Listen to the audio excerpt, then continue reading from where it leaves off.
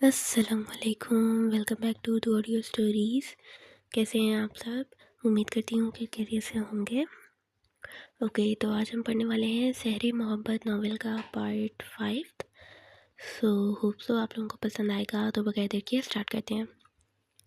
कुछ दिन बाद ज़रिश बेगम ने हाले से इनकी दोस्त के बेटे के रिश्ते की बात की थी। पिछले दिनों जिस पर हाले ने हकीकत तस्लीम करते इन्हें शादी के लिए हाँ कर दी थी।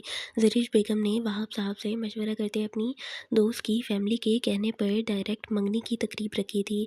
ज़रिश बेगम की दोस्त की फैमिली का शुमार भी मोअज़्ज़ज़ घरानों में होता था। दाहिम को इतला नहीं दी गई। वजह दाहिम का मसरूफ़ होना था। इन दिनों दाहिम की अगर बात भी हुई घर में तो 2 मिनट से ज़्यादा वो किसी से बात ही नहीं कर सका। दाहिम को आने में अभी 2 दिन मज़ीद थे। इनाया भी ज़रिश बेगम के साथ मंगनी की तकरीब की तैयारियों में मदद करवा रही थी। जन्नत बेगम ने भी नमल को हाले और इनाया के साथ इंतज़ामात और तैयारियां करने के लिए कहा था, जिस पर अक्सर नमल इनाया और हाले के साथ शॉपिंग पर गई होती थी। इनाया और हाले को अक्सर महसूस होता जैसे नमल इर्द गिर्द का जायज़ा लेती थी कि जैसे इसे कोई खौफ हो, लेकिन इनकी इस सिलसिले में नमल से कोई बात नहीं हुई। दूसरी तरफ डेविल, आयत, आयशा, जैक और महक हशाम की ज़िंदगी मामूल के मुताबिक नोक-झोंक के साथ गुजर रही थी। हाले की आज मंगनी थी। मंगनी का फंक्शन आला दर्जे पर किया गया था। हाले, इनाया और नमल पार्लर में थीं। जब इनाया ज़रिश बेगम की कॉल पर तैयार होती, हाले को देखती, नमल को हाले के साथ आने का कहती, वहाँ से निकली। इनाया और नमल पहले ही तैयार हो चुकी थीं, जबकि हाले को तैयार किया जा रहा था। पीच कलर के लहंगे में, मुनासिब ज्वेलरी में और मेकअप में हाले शहजादी लग रही थी। नमल हाले को कार में बिठाती खुद इसके बराबर में बैठ गई। जब कार आधी मंजिल पर पहुंचती, कुछ गाड़ियों ने कार को रोकते हुए ड्राइवर को बाहर निकाल कर इसके सर पर वार करते वही ड्राइवर को बेहोश कर दिया और पीछे आती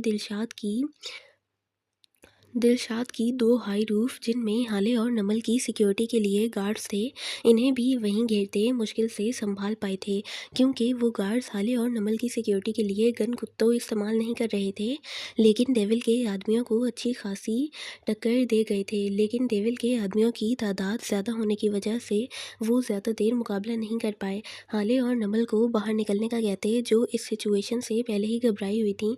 नमल को तो ये डर सता रहा था, कहीं ये लोग शम्स, रफ़ाकत और ज़हूरा बाई के आदमी तो नहीं। लेकिन इन सब ने ब्लैक कलर के 3 पीस सूट के साथ ब्लैक मास्क लगाए हुए थे। नमल ने तो कभी शम्स और ज़हूरा के आदमियों को इतने ठाट-बाट में नहीं देखा था। तो ये लोग हैं कौन? वो और हाले नसमझी से सारा मंज़र देखते हुए घबराई हुई थीं। वो आदमी इन्हें अपनी कार में बिठा गए। कार में बैठते ही जैक, जो पैसेंजर सीट पर मास्क लगाए बैठा था, गर्दन मोड़ता हाले और नमल को इंजेक्ट करता बेहोश कर गया। डेविल, काम हो गया। जैक फ़ोन कान से लगाए बोला तो पैलेस के लॉन में बैठा डेविल मुस्कुरा गया। तो ये था डेविल का जवाब इनाया पर दिलशाद के हाथ उठाने का। दिलशाद के लिए रिटर्न गिफ्ट। डेविल ये काम तो कब का कर देता, लेकिन दिलशाद के घर और फैमिली मेम्बर्स की सिक्योरिटी तोड़ना बच्चों का खेल नहीं था। और इस जदोजहद में डेविल दिलशाद से काफ़ी इम्प्रेस हुआ था। वाकई दिलशाद वहाब खानज़ादा अपने अपने नाम का एक ही था, लेकिन डेविल भी तो माफिया वर्ल्ड में अपने नाम का एक ही था, जिसने इतनी सख्त सिक्योरिटी को तोड़ते हाले को किडनैप कर ही लिया। इस सारे मामले से इनाया बेखबर थी, वरना वो डेविल को ये कभी न करने देती। हाले और नमल को पैलेस के अलग अलग कमरों में बंद करके रखा गया था। जो होश में आते ही हवास बाख्ता होती दरवाज़ा पीटने लगी। हाले तो आंखों में नमी लिए पहले वहाँ से निकलने का सोचती, फिर रास्ता ना मिलने पर दीवार के साथ लगती रोती चली गई। और अचानक दाहिम के कहे जुमले हाले के कान में गूंजे, तुम्हारे पुकारने पर दाहिम वहाब खानज़ादा पूरी दुनिया को फरामोश किए तुम तक आएगा। दाहिम को याद करती हाले खुद से मुखातिब हुई, दाहिम, तुमने कहा था मैं तुम्हें पुकारूंगी तो तुम पूरी दुनिया फरामोश किए मुझ तक आओगे। दाहिम, प्लीज़ आ जाओ, मुझे यहाँ डर लग रहा है। हाले मुसलसल आंसू बहाती हुई बोली। डेविल जानता था दिलशाद डेविल तक ज़रूर पहुंच जाएगा, और हाले और नमल को पैलेस में इसलिए रखा गया था क्योंकि वो इनाया की फैमिली थी, और अगर ना भी होती तो डेविल औरत को कभी डराने या धमकाने या टॉर्चर करने नहीं देता। वो सिर्फ दिलशाद को सबक सिखाना चाहता था। तो दिलशाद के साथ लड़ता ना, ये क्या स्टुपिडिटी है। इसीलिए डेविल ने जैक को इन्हें पैलेस लाने का कहा था। दूसरी तरफ मंगनी के लिए हाले का वेट किया जा रहा था, लेकिन ड्राइवर के होश आने और दिलशाद को कॉल करके बताने पर दिलशाद ने मुठियां भींचते अपनी पूरी सिक्योरिटी टीम को अलर्ट करते शहर का चप्पा चप्पा छान मारा। जरिश बेगम का तो रो रो कर बुरा हाल था, जिन्हें जन्नत बेगम संभाल रही थीं। वहाब साहब और काशान साहब पुलिस को इन्फॉर्म कर चुके थे और नोरेज़ भी कॉल मिलाता अपनी सिक्योरिटी को इस काम पर लगा चुका था। और नमल और हाले के लिए वो भी बेहद परेशान था। जब कुछ भी हाथ नहीं आया तो दिलशाद अपने दिमाग पर अपने दुश्मनों को याद करता सोच में गुम था। ऐसा कोई नहीं था जिसके बारे में वो नहीं जान पाता कि किडनैपिंग के पीछे कौन है। वो अपने तमाम दुश्मनों और उनकी पहुंच से वाकिफ़ था, लेकिन दिलशाद को कहीं भी कुछ नहीं मिला। तो फिर कौन था जो ये काम कर सकता था? अचानक दिलशाद के दिमाग में जगमगा हुआ। दिलशाद ने कदम इनाया की जानिब बढ़ाए, जो बेचारी खुद परेशान थी सारी सूरत हाल से। दिलशाद इनाया का हाथ थामता हॉल के एक रूम में इनाया को लेकर आया। सारे मेहमानों को रुखसत कर दिया गया था। अब वहाँ का शान साहब, वहाब साहब और हाले के होने वाले ससुर वाले ही मौजूद थे। तुम्हारा भाई क्या करता है? और तुम भी शामिल हो इस सब में, बोलो। दिलशाद इनाया का बाजू दबोचता इनाया पर तकरीबन धाड़ा था। इनाया तो दिलशाद की बात सुनती थूक निकलती दिल ही दिल में खुद को कोसने लगी। ये ख्याल इसे क्यों नहीं आया कि इस सब के पीछे डेविल भी तो हो सकता है। वो मैं नहीं, मुझे नहीं पता जी भाई ने क्या किया है या नहीं, इनाया ने अपनी सफाई देते हुए कहा। लेकिन तभी दिलशाद ने हाथ से इनाया का मुंह दबोचा। तुम्हारा भाई है इन सब के पीछे, और अगर वो है तो यकीनन कोई ताकत तो रखता होगा ना, वरना दिलशाद वहाब खानज़ादा के घर की औरतों को किडनैप करना किसी आम इंसान के बस की तो बात नहीं। लेकिन अगर वही है नमल और हाले की किडनैपिंग के पीछे, तो इसने अपनी मौत को खुद दावत दी है। दिलशाद ने कहते इनाया को झटके से छोड़ा तो वो पीछे होते खुद को संभालती खड़ी हुई। अगर हाले और नमल को खरोच भी आई तो याद रखना, तुम्हें ज़िंदा छोड़ूँगा नहीं, तुम्हें ज़िंदा छोड़ूँगा ना, तुम्हारे इस कमीने भाई को।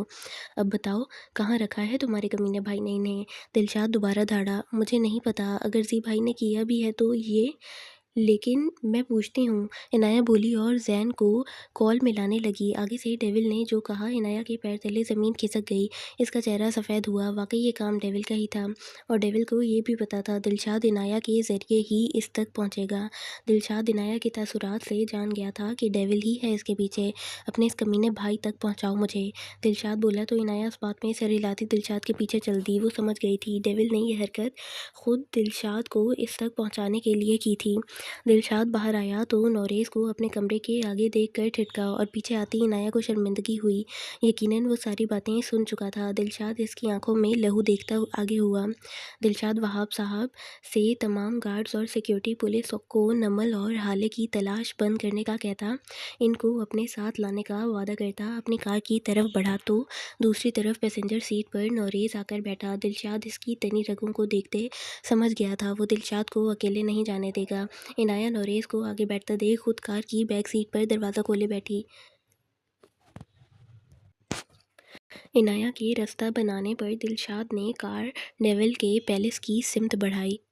डेविल का गार्ड्स को दिलशाद और इनाया के आने पर इनकी गाड़ी अंदर आने देने का हुक्म दे चुका था। डेविल मज़े से पिज़्ज़ा एंजॉय करता लाउंज में बैठा मूवी देख रहा था जब दिलशाद वहां पहुंचा। दिलशाद के साथ नोरेस हम कदम था, जबकि इनाया इन दोनों के पीछे थी। हाले किधर है जलील इंसान? दिलशाद डेविल को देखता लाउंज में धाड़ा। दिलशाद की धाड़ काफ़ी थी कि जैक, हशाम और आयत, आयशा, महक भी वहाँ पहुँचे। आयत फ़ौरन नासमझी से सबको देखती हुई इनाया के पास पहुँची। दिलशाद खूनख्वार नज़रों से डेविल को घूर रहा था, जबकि डेविल दिलशाद की दाढ़ पर दाएं हाथ में शहादत की उंगली डालता उठा और नागवारी से मगर आंखों में दिलशाद को जताने वाली चमक लिए मुड़ा। दिलशाद आगे बढ़ता कि नोरेस एक ही जस्ट में डेविल तक पहुंचता। डेविल को पंच रसीद करता कि डेविल ने एक हाथ हवा में बुलंद करते नोरेस का पंच नाकाम बना दिया। लेकिन फिर नोरेस ने बाएं हाथ का पंच बनाए बिना डेविल को समझने का मौका दिए रसीद किया, तो डेविल लड़खड़ाता दूसरे सोफे पर गिरा। हशाम ये देखता नोरेस की तरफ हाथों की मुठियां भींचते चल पड़ा। हशाम नोरेस पर वार करता कि नोरेस घूमते एक पंच हशाम को रसीद कर गया। शाम नौरेज़ से 4 कदम दूर हुआ, जबकि दिलशाद खूनख्वार नज़रों से देखता हुआ डेविल को गिरेबान से पकड़ता अपने रूबरू खड़ा कर गया। हाले और नमल कहाँ हैं बता, वरना इतने टुकड़े करूँगा कि तेरे चेले भी तुझे पहचान नहीं पाएंगे। दिलशाद कहता इशारा सीधा हशाम की तरफ था, जिस पर हशाम ने दिलशाद को घूर कर देखा। अगर दिलशाद इनाया का शौहर ना होता और नौरेज़ इसके साथ ना होता तो ये बात काबिल यकीन थी कि डेविल और हशाम इन दोनों को अभी तक शूट कर चुके होते। दिलशाद डेविल का गिरेबान छोड़ता, एक पंच वो भी डेविल को रसीद कर गया। डेविल खुद को गिरने से बचाता दिलशाद को पेट में किक मार गया। दिलशाद डेविल से कुछ फासले पर सोफे पर जा गिरा, लेकिन जल्द ही दोबारा खड़ा होता डेविल की तरफ बढ़ा। हशाम नौरेज़ की तरफ दोबारा बढ़ा तो नौरेज़ ने इसे दोबारा मारना चाहा, जिस पर हशाम नौरेज़ का वार नाकाम करता हशाम नौरेज़ को किक रसीद कर गया, जिस पर नौरेज़ हशाम से 4 कदम दूर हुआ। इन सब मर्द हजरात में जैक ही था जो खामोश खड़ा तमाशा देख रहा था, लेकिन फिर वो भी आगे बढ़ा, लेकिन किसी को पीटने के लिए नहीं, बल्कि टेबल पर डेविल का आधा खाया पिज़्ज़ा उठाने के लिए, जिसे वो साइड पर ले जाता, चेयर पर बैठता, मज़े से खाने लगा। अब जब डेविल का हुक्म ही था कि दिलशाद का एक कतरा खून भी नहीं बहना चाहिए, तो वो क्यों फाइटिंग करके वक्त ज़ाय करे। जबकि इनाया फ़ौरन दिलशाद के सामने आने के लिए आगे बढ़ी, तो पता नहीं इनका कितना इरादा है लड़ने का। तो आयत भी डेविल तक जल्दी पहुंची। महक भी हशाम की तरफ बढ़ती इसके सीने पर दोनों हाथ रख गई। हशाम गुस्से से नौरेज़ को देखता हुआ इसकी सिमत बढ़ रहा था, जब महक की हरकत पर हशाम नौरेज़ के बजाय महक को देखने लगा। महक को हशाम की आंखों में लहू देख इससे खौफ आया, लेकिन वो बस हशाम से इतना बोली, प्लीज़ हशाम, जिस पर हशाम सब्र करता नौरेज़ को सिर्फ घूरता ही रहा। नौरेज़ भी औरत का लिहाज करते हशाम की तरफ कदम नहीं बढ़ा पाया, और इन सब से बेनियाज जैक पिज़्ज़ा खाने और अपनी अहलिया की मुसलसल घूरी को नज़रअंदाज करने में मशगूल था। भाई हाले और नमल कहाँ हैं? इनाया दिलशाद के सामने खड़ी होती हुई बोली, तो डेविल ने नागवारी से इनाया को देखा। ये इस तुम्हारे शौहर का और मेरा मामला है, प्रिंसेस तुम दूर रहो। डेविल के उंगली से दिलशाद की तरफ इशारा करके कहने पर आयशा और महक दोनों दिलशाद को देखने लगीं। अच्छा, तो ये था इनाया का शौहर। आयशा को तो वो किसी हीरो से कम नहीं लगा। दिलशाद, मैं तुम्हारे साले को जान से मार दूंगा, इसको बोलो जल्दी बके। ये धार नौरेज़ की थी, जो जब से खुद पर जब्त किए हुए था। डेविल ने नौरेज़ को देखा, जबकि हशाम की नौरेज़ की बात पर रगें तन गईं। तू कौन है, मान ना मान, मैं तेरा मेहमान, हशाम ने तंज़िया अंदाज में कहा। नौरेज़ का शान यूसुफ़ज़ई। ये आयशा और आयत थीं, जिन्होंने यकजुबान होकर कहा, तो जैक ने पिज़्ज़ा खाते हुए धसका लगा, तो डेविल ने एकदम दिलशाद से आयत की तरफ गर्दन मोड़ कर आयत को खूनख्वार नज़रों से घूरा, जिस पर आयत ने कंधे उचकाते हुए डेविल को आंख विंक की और फ्लाइंग किस दी। मैं आपकी सिंगिंग की फ़ैन हूँ, और आपकी रील वायरल हुई थी यूनिवर्सिटी की, जब आपने अपने दोस्त और इनकी वाइफ के लिए गाना गाया था। और आपको कौन नहीं जानता, हमारा कॉलेज भी आपकी यूनिवर्सिटी ट्रिप पर गया था। आपके नाम के तो सोशल मीडिया पर चर्चे हैं। आयशा एक ही जस्ट में दिल पर हाथ रखे नौरेज़ की तरफ कदम बढ़ाते फिर कुछ फासले पर खड़ी होती बोली, तो जैक आयशा की तरफ खुनख्वार नज़रों से इसे देखते हुए इस तक पहुँचा। तुम कुछ ज़्यादा ही एक्साइटेड नहीं हो गई मिसेस? जैक आयशा को एक हाथ के हिसार में लिए बोला, तो आयशा ने इसे देखा। आयशा को जैक की नज़रों में लहू की डोरियां नज़र आईं, तो आयशा थूक निकलते ही रुक पे गई। अपने सड़े हुए भाई को बोलो, जल्दी बताए, मेरे पास फालतू वक्त नहीं इसका दीदार करने का। दिलशाद ने इनाया को घूरते हुए कहा, तो डेविल को आग लगी, जैसे कि तू मेरी महबूबा है, जिसका दीदार करने को मैं तो मरा ही जा रहा हूँ। डेविल जल कर बोला, साले बकवास बंद कर। दिलशाद ने डेविल को देखते मुठियाँ भींचते कहा, बार बार याद दिलाने की ज़रूरत नहीं कि तू मेरा बहनोई है। डेविल ने दिलशाद की गाली को नज़रअंदाज करते सब लोगों के सामने अपनी इज्जत बरकरार रखते हुए कहा। बदकिस्मती से दिलशाद डेविल को घूरते हुए बड़बड़ाया, जबकि इसकी बड़बड़ाहट इनाया ने सुनते हुए दिलशाद को घूरा, जिस पर दिलशाद ने इनाया को जिन नज़रों से देखा, इन पर इनाया ने अपना रुख फेर लिया। जैन, बता दो अगर तुम्हें मालूम है तो, आयत डेविल से बोली, तो डेविल आयत को देखने लगा। डार्लिंग, तुम्हारे सामने इसने मेरी बहन से बदतमीज़ी की थी, इतनी तड़प तो इसकी बनती है। डेविल बोला, तो नौरेज़ इस पागल आदमी को देखने लगा। सिर्फ दिलशाद के इनाया से बदतमीज़ी करने पर इसने हाले और नमल को किडनैप किया था। क्या है, ये पागल है? तुम साला बहनोई का जो भी मसला है खुद बैठ कर हल करो, लेकिन नमल और हाले को जाने दो। नोरेस ने दिलशाद और डेविल को देखते हुए कहा। डेविल दिलशाद का साला था, इसलिए ही नोरेस खुद पर जब्त किए हुए था, वरना नोरेस इस वक्त पता नहीं क्या कुछ कर जाता। डेविल ने नोरेस को खूनख्वार नज़रों से देखा। ऐसे कैसे इसने मेरी बहन पर हाथ उठाया, और वो भी सड़क पर। अब इसकी बहन के मुंह पर भी इसके सामने वैसे ही थप्पड़ मारूंगा जब इसे पता चलेगा कैसा महसूस होता है।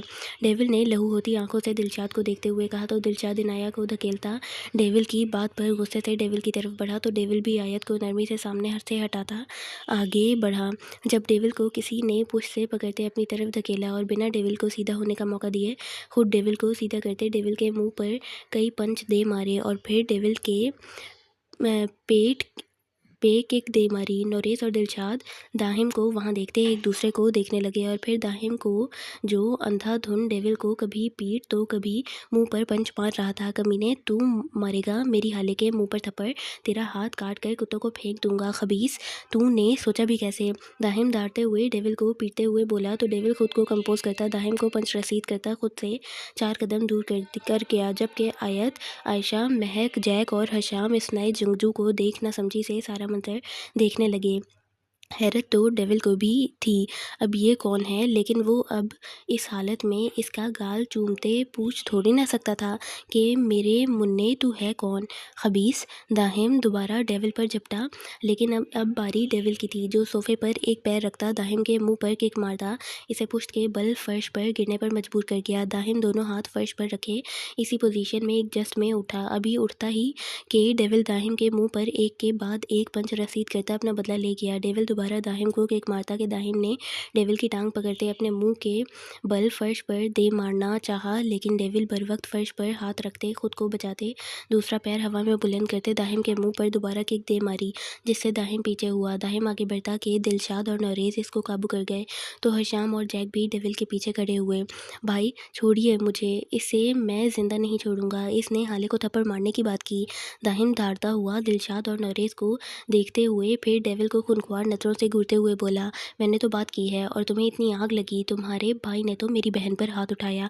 सोच, अगर ये मेरा बहनोई नहीं होता तो मैं इसके साथ क्या करता? डेविल दिलशाद को घूरते हुए बोला, तो दाहिम और नोरेस ने बेयकीनी से दिलशाद को देखा। दिलशाद औरतों की इज्जत करता था, वो अपनी बीवी पर कैसे हाथ उठा सकता था? डेविल की बात सुनते दिलशाद के माथे पर बल पड़े।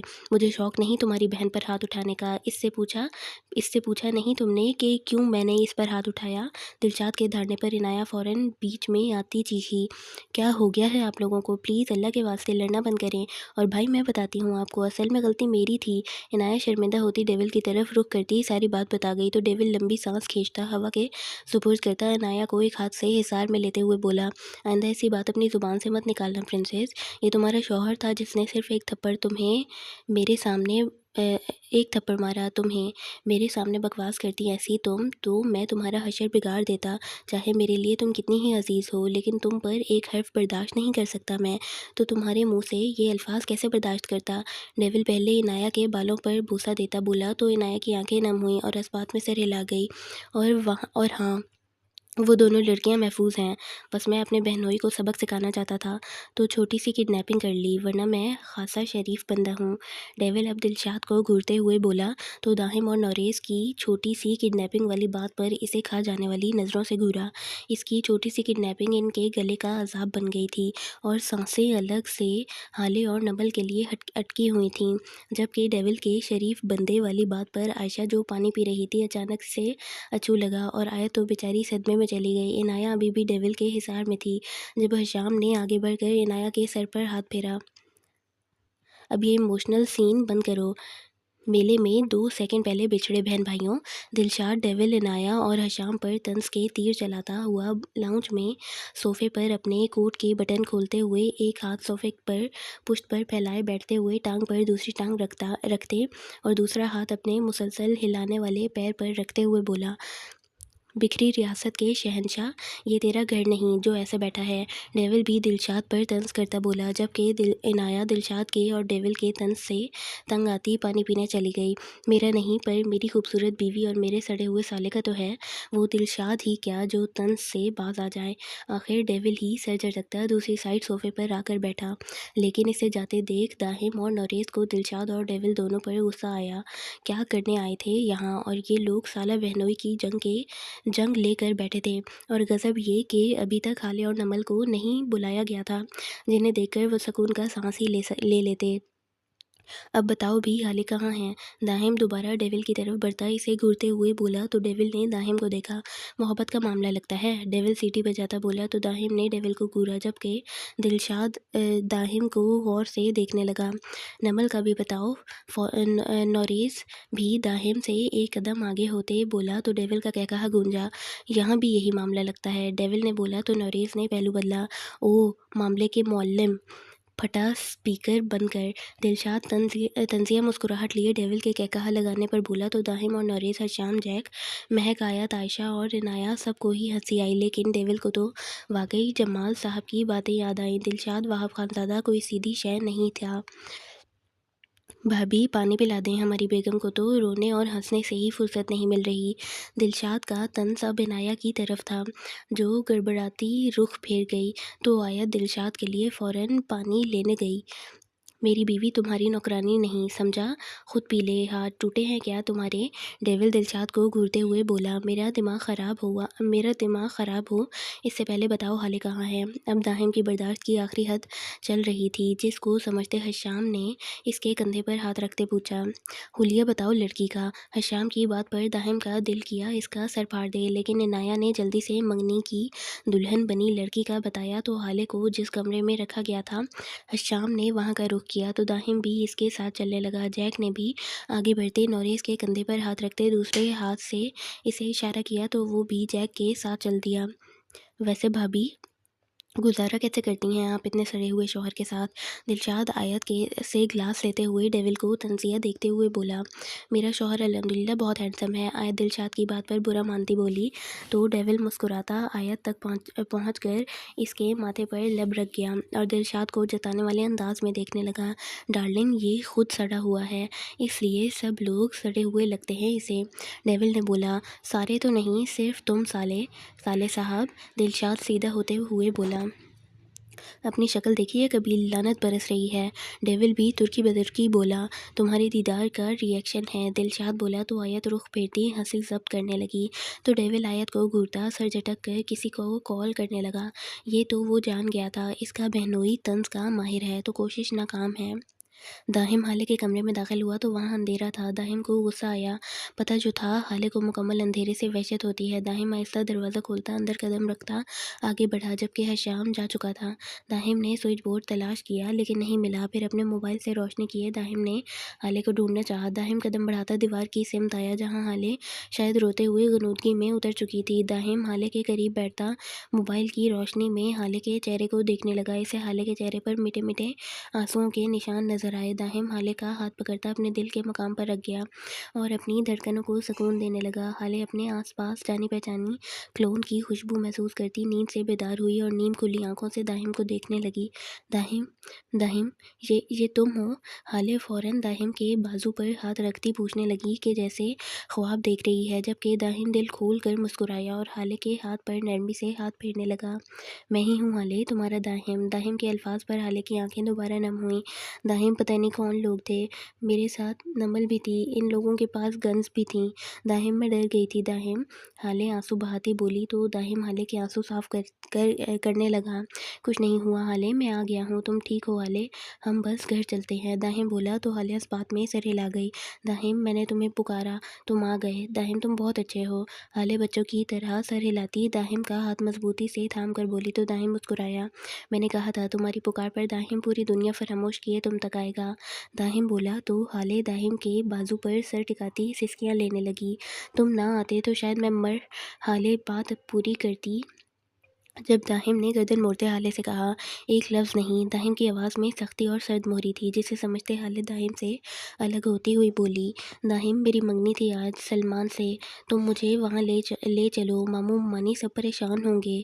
हाले बोली तो दाहिम की आंखों में खून उतर आया, लेकिन अंधेरे के बायस हाले देख न सकी। अगर देख लेती तो दोबारा दाहिम से खौफ खाती। तुम वाकई शादी करना चाहती हो, सलमान को पसंद करती हो? दाहिम हाथों की मुट्ठी बनाए हाले से पूछ रहा था। दाहिम ये वक्त नहीं इन बातों का, अभी चलो जल्दी, कोई आ गया तो हम मारे जाएंगे। हाले खुद को संभालती बोली तो दाहिम को और गुस्सा आया। कोई नहीं आएगा, तुम मुझे वो बताओ जो मैंने पूछा है। दाहिम हाले को दोनों शानों से पकड़ता हुआ बोला तो हाले समझ गई, ये जाने बगैर ना खुद निकलेगा ना इसे यहाँ से निकालेगा। पसंद तो नहीं, बस अब मैं अपनी ज़िंदगी में आगे बढ़ना चाहती हूँ और मोमानी को ये रिश्ता पसंद था मेरे लिए, तो बस। हाले बोली तो दाहिम ने लंबी सांस खींचकर हवा के सुपुर्द की और हाले से मुखातिब हुआ, अभी हम बाहर नहीं जा सकते, मैं तुम्हें यहाँ दोबारा लेने आऊँगा।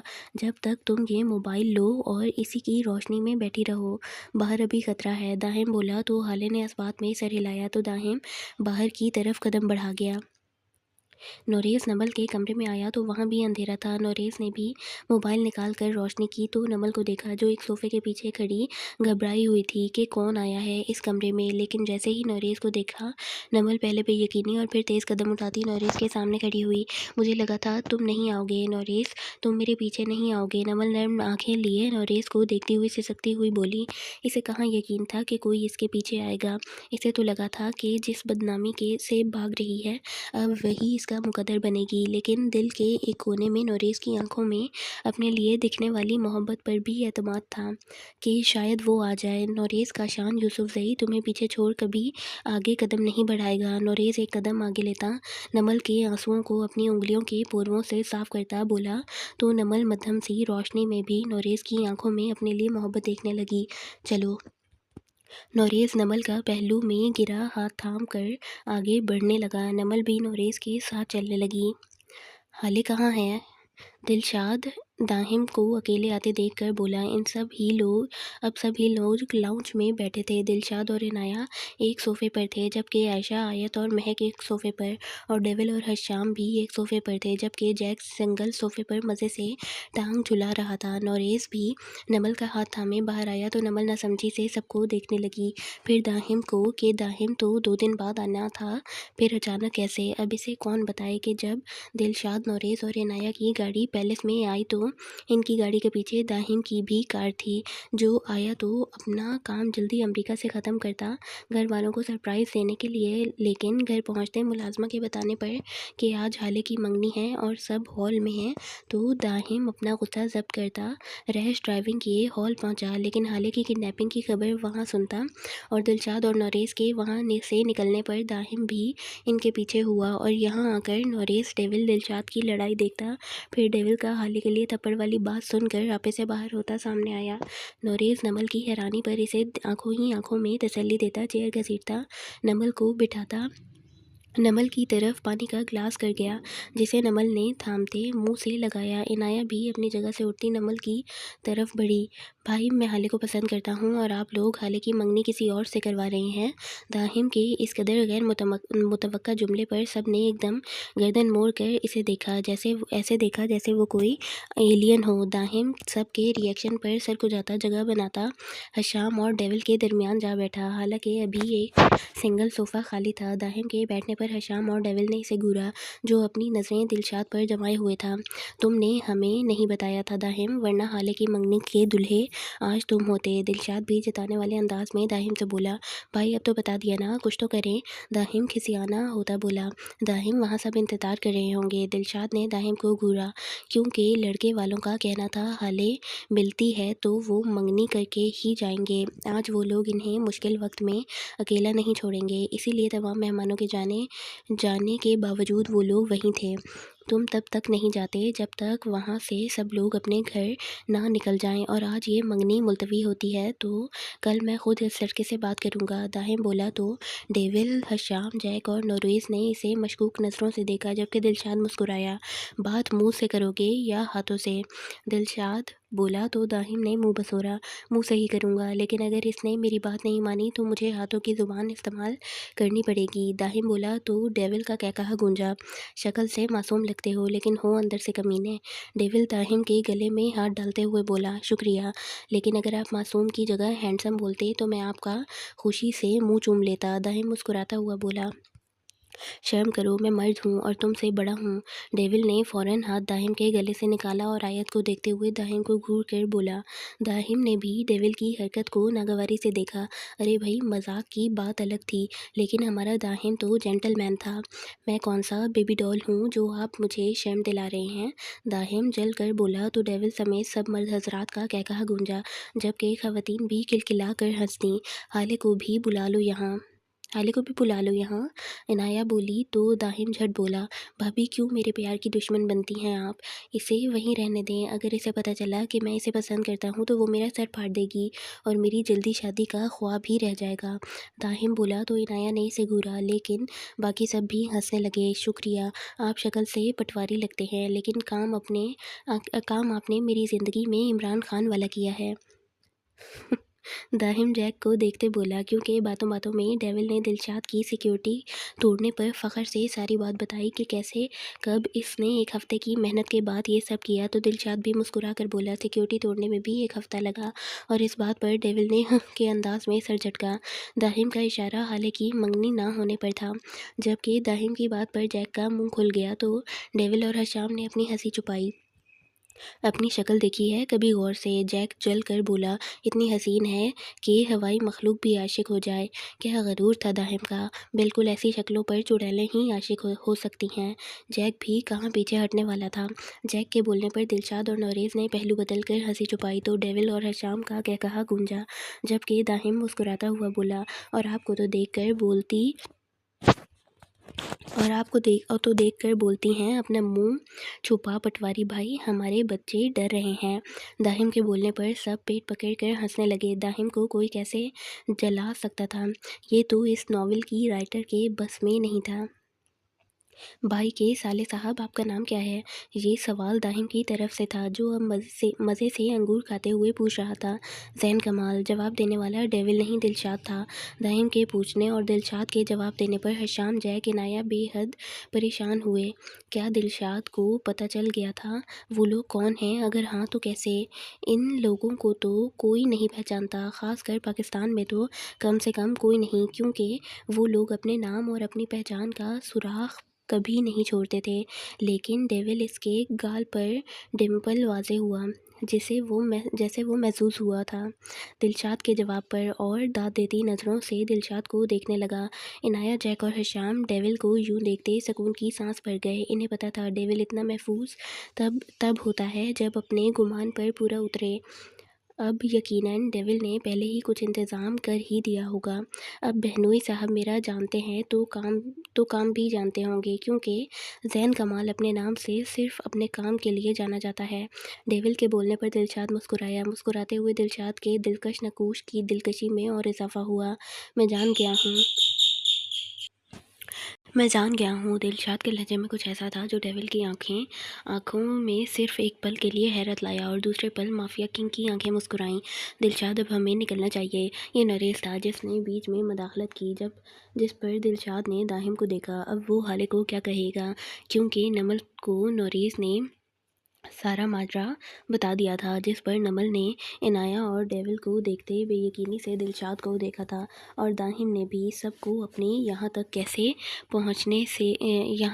पहुँचने से भी बाखबर कर दिया था। दिलशाद ने नौरेस, नमल और दाहिम तीनों को ही घर में या सिक्योरिटी सिस्टम में डेविल के किसी भी बयान से मना कर दिया था, ये कह कर के एक गलत फहमी थी जिसकी बिना पर ये सब हुआ, और इनाया घर वालों के सामने शर्मिंदा होगी तो कोई कुछ ना बोले। जिस पर सब ने इस बात में सर हिलाया। लेकिन अब मसला हाले का था। आप इन्हें इंजेक्ट कर दें, वो बेहोश हो जाएगी और आप लोग इन्हें घर ले जाइएगा। ये आयत थी जो बोली तो दाहिम ने आंखें सुकेड़े इसे देखा। भाभी की भाभी, आप गुंडागर्दी और किडनैपिंग करने वालों के ख़ानदान से तो नहीं। दाहिम के बोलने पर आयशा गड़बड़ाई। पहले ताल्लुक़ नहीं था, अब तो था। अब तो ख़ानदान ही माफिया का था। ये आदमी तो बंदे का ही आंखों से ही स्कैन कर सकता है। आयशा दाहिम को देखती सोच ही सकी, लेकिन आयत खिलखिला कर हंस दी। आपको कैसे पता? नंद के देवर जी। आयत भी इसी अंदाज में बोली तो नोरेस ने दाहिम को देखते सर झटका। ये अपनी ज़ुबान कभी बंद नहीं रख सकता। डेविल के बोलने पर मुलाजमा ने हाले के रूम में अंधेरे में ही स्प्रे की, जिसकी वजह से हाले घबराती फ़ोन नीचे गिरा गई। तो महक और हशाम ने हाले को इंजेक्ट किया, जिससे हाले पर बेहोशी तारी हुई। फिर हाले को दाहिम उठाता अपनी कार की सिमत बढ़ गया।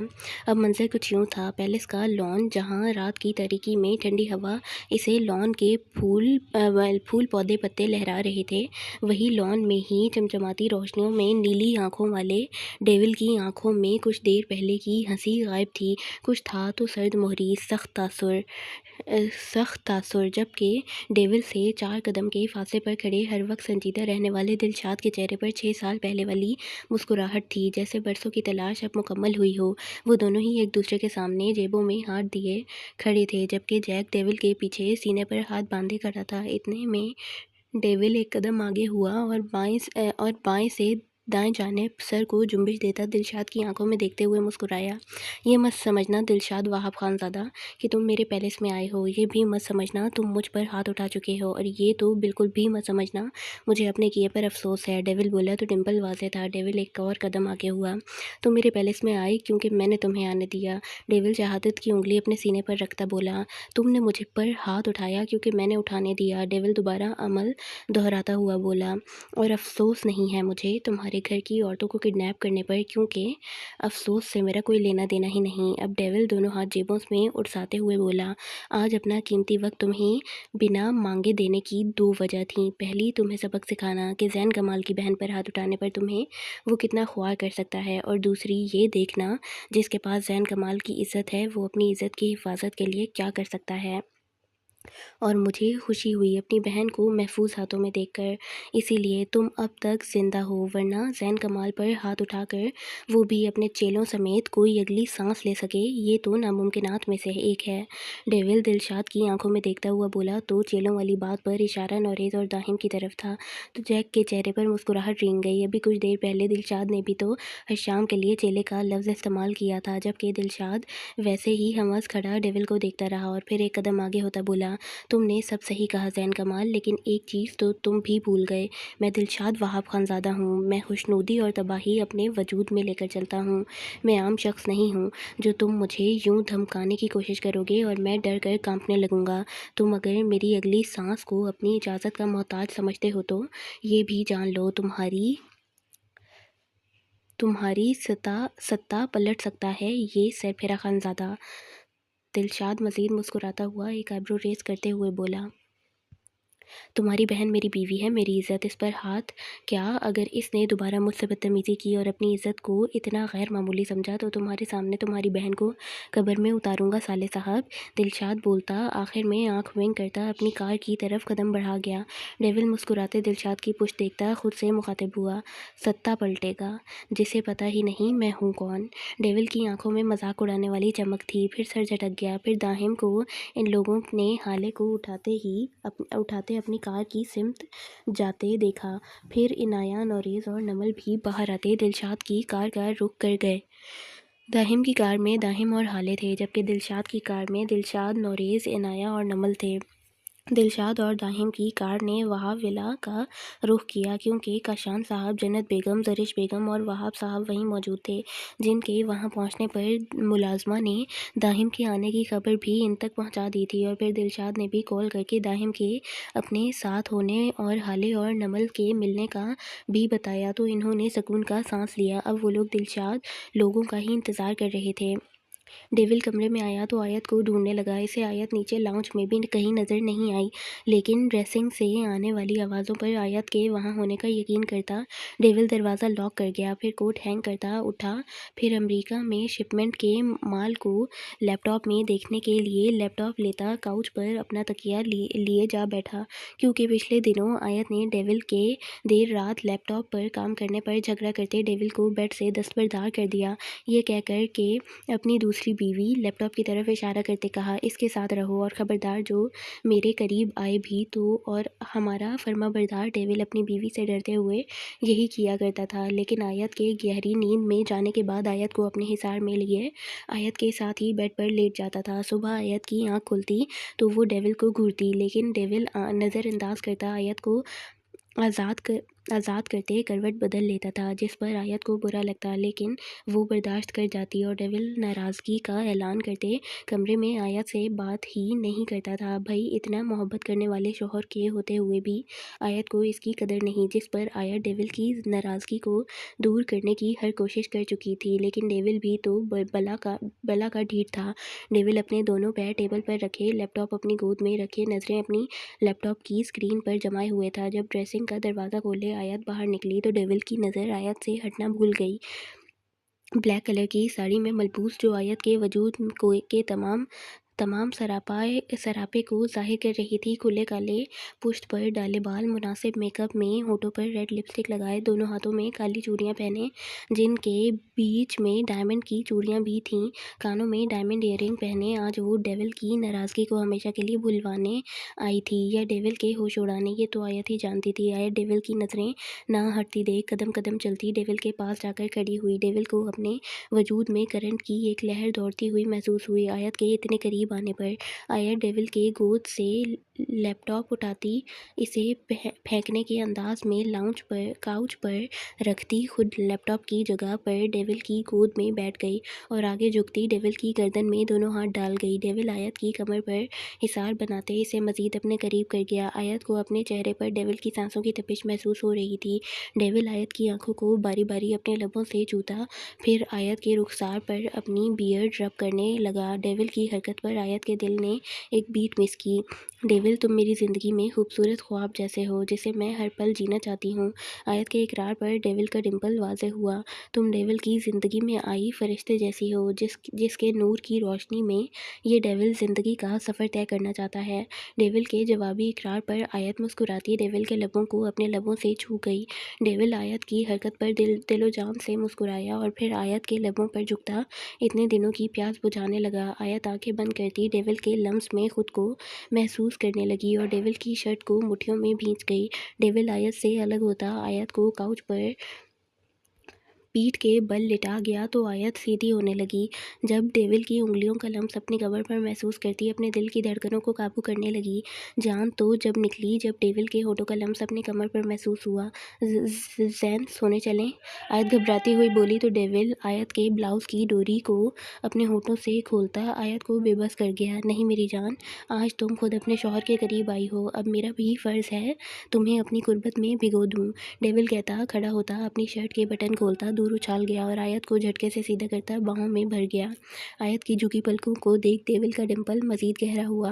डेविल आयत को बेड पर लिटाते खुद आयत पर घटा की तरह छाता आयत की गर्दन में मुँह छुपा गया। आयत को अपनी गर्दन पर डेविल के होठों के लम्स से और पेट पर उंगलियों की हरकत से अपने गाल शर्म से लाल होते महसूस हुए।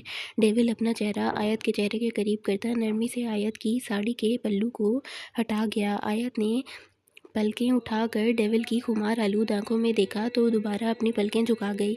बढ़ती रात के साथ डेविल अपनी मोहब्बत और शिद्दतों से आयत को निढाल कर गया।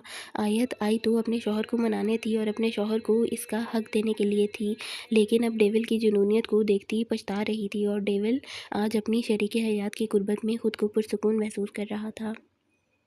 दिलशाद लोगों के घर आने पर हाले को इसके रूम में ही लिटा दिया गया था। ज़रिश बेगम और वहाब साहब हाले को बेहोश देख परेशान हुए और डॉक्टर को बुलाने का कहा, लेकिन दिलशाद ने तसल्ली देते आराम करने का कहा। लेकिन ज़रिश बेगम फिर भी हाले के कमरे में इसके पास ही रुकी, जबकि जन्नत बेगम नमल को सही सलामत देखती इसे गले से लगा गई और दिल में अल्लाह का शुक्र अदा करने लगी।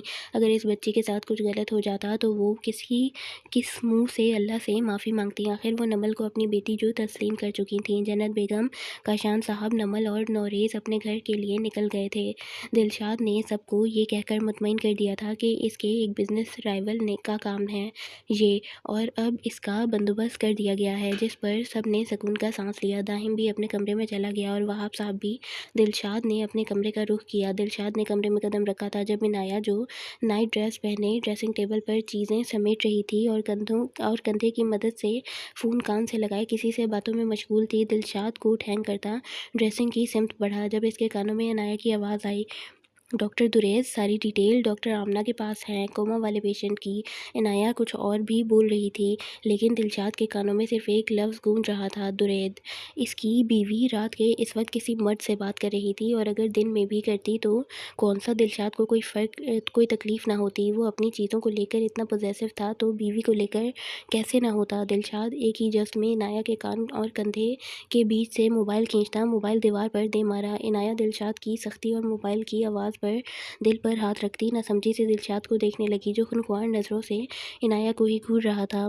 इनाया थूक निकलती सोच ही सकी कि अब क्या कर दिया इसने, जो ये खड़ूस इतने गुस्से में है। दिलशाद 2 कदम आगे लेते हुए इनाया के सामने खड़ा होता बोला, तुम्हारी ज़ुबान पर किसी गैर मर्द का नाम आया तो जान ले लूँगा।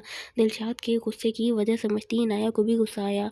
वो तो काम की बात कर रही थी, और इसके खड़ूस शौहर को तो बस मौका चाहिए होता है इस पर गुस्सा करने का।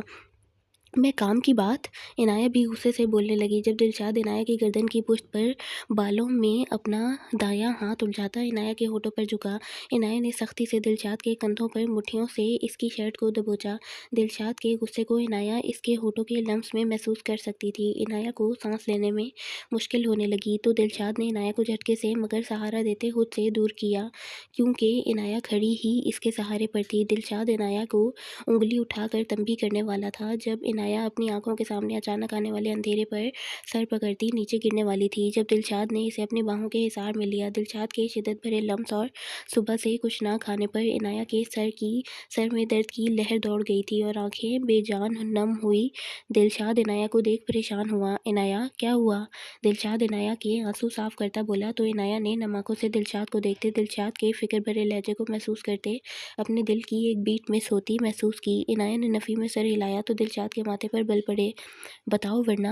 दिलशाद को वापस गुस्से की टोन में आते देख इनाया ने सुबह से कुछ ना खाने का बताया तो दिलशाद ने इसे घूरा, फिर नफ़ी में सर हिलाते अपनी बाहों में उठाते, फिर इनाया को ऐसे ही कबर्ड खोलने और अपनी चादर निकालने का कहता इनाया के वजूद पर डलवाता किचन की तरफ बढ़ा। लेकिन सामने दाहिम को देखते दिलशाद तो नहीं, इनाया शर्म से लाल हुई जबकि दाहिम सीटी बजा गया। दाहिम खुद के लिए कॉफ़ी बनाते अपने कमरे की तरफ जा रहा था, लेकिन अचानक अपने भाई भाभी को रोमांटिक सिचुएशन में देखते दाहिम की आंखों में शरारत नाचने लगी। भाई भाभी, मैं अभी कंवारा हूँ, मुझ पर तरस खाएं, क्यों मुझ पर जुल्म कर रहे हैं? दाहिम आह भरते बोला तो इनाया मज़ीद शर्म से लाल हुई जबकि दिलशाद कुर्सी पाँव से खिसकाते हुए इनाया को चेयर पर बिठा गया। हम तो शादीशुदा हैं, हमें क्यों नज़र लगा रहे हो तुम? दिलशाद बोला तो दाहिम मुस्कुराया। अब अगर मैं इतना जुल्म बर्दाश्त कर रहा हूँ तो मुझे 2 भतीजियाँ जल्दी चाहिए। दाहिम के बोलने पर इनाया ने दाहिम को घूरा, जिसने इनाया की घूरी पर अपने दांतों की नुमाइश की। रोमांस तो करने नहीं देते भतीजियाँ, आम के दरख्त से तोड़ कर लाऊं? दिलशाद अपने भाई की नोक-झोंक में साथ देता बोला तो दाहिम के ने मुँह बसोरा।